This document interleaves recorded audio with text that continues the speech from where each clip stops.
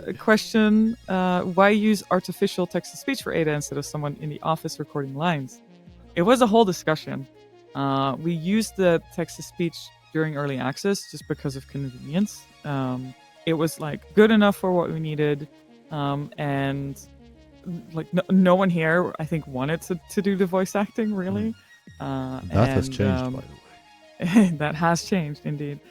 But I know it was just a really handy tool to sort of like have as a sort of like temporary like hold on the voice lines, just so that everything was playable.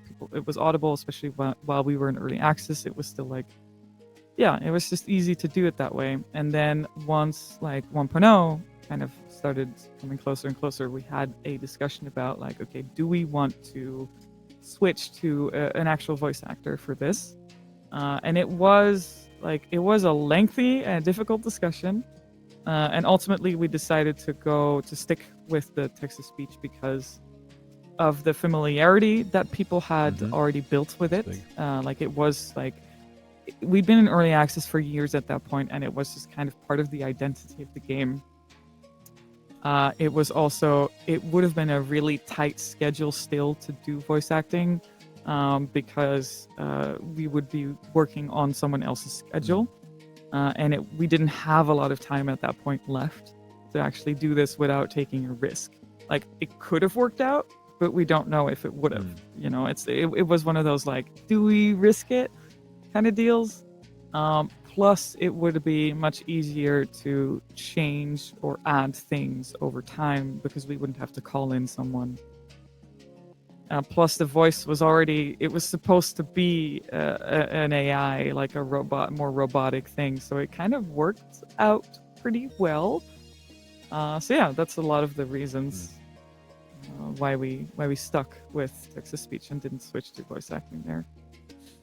I mean, again, considering, I'm not sure Ada, it's very hard to tell just guessing about it, but I'm not really sure how much more or less, and especially less iconic Ada would have turned out to be without the familiarity sticking. Like, no matter what Ada would have sounded in its first iteration, sounded like in its first iteration, if that changes midway through development and people just kind of lose connection to that, there may have just been like a whole lot less familiarity, and even stuff like just Twitch alarms on so many Sadie streams. That was a big one too. Like that was an argument that I also had, where like I felt like one of the reasons why we would stick with it is just accessibility for the community, for mods, for like Twitch streams, for whatever they want it, because it's a public like text-to-speech voice pack that you can have, right? And I think that's really cool. Like there's a bunch of streams, you know, you join them, and then they have like the Ada voice. I do remember actually. There was this one streamer that like started playing Satisfactory, and I watched like the first episode of it because it's always really interesting to get first impressions from people. And like they already had that voice for their like their like shout outs and stuff, and their join things.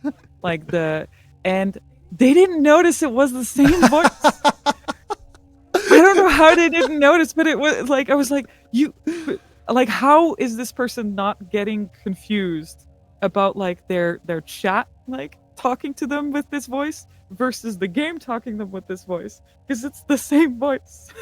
That is it's very incredible.